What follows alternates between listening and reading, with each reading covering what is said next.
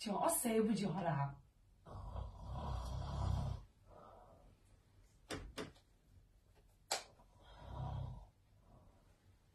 谁呀？谁呀？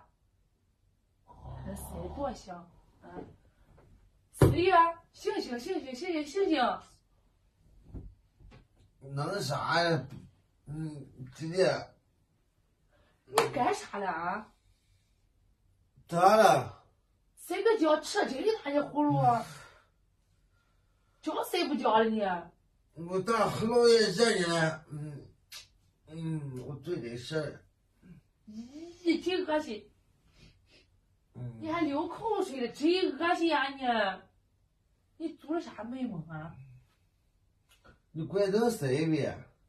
你这样让我咋睡了啊？你起来起来起来！哎呦，你起来！你睡个觉跟放炮一样啊！这是过年了。啥叫放炮？我从来不打呼噜的，你说我打呼噜？你别给我睡，我醒醒，烦死我了！这不都一晚上都没有睡着。几点了？才2点，你不叫我睡，娘呀！你给我起来，你不能睡，要把我烦死你！谁今天女的死忒多了？你睡个觉，你的事太多了。这回都4年了，你说我打呼噜，那凭啥你？你干啥了啊？你干啥挖鼻屎了你？别上火了。你出来外头睡，出来睡，出来。咱俩同床光这4年了，你说我打呼噜，这些去哪了？今天我妈拿手机把你录下来发到朋友圈，让人看看你晚上睡觉这样打呼噜了。没要和你咋不说？早跟你离婚了。我还想跟你离婚了。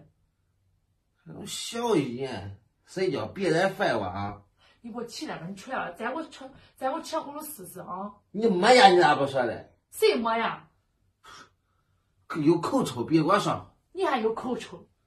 你看你那头皮屑飘哪都是。你再给我说一句了啊！你再给我说一句了啊！你再给我说一句了。别给我动手，别动手！咋了？给你动手咋了啊？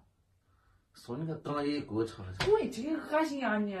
睡觉，别烦我啊！咋了？烦我回娘家睡了，去别改了。你还改我回娘家了？乖的。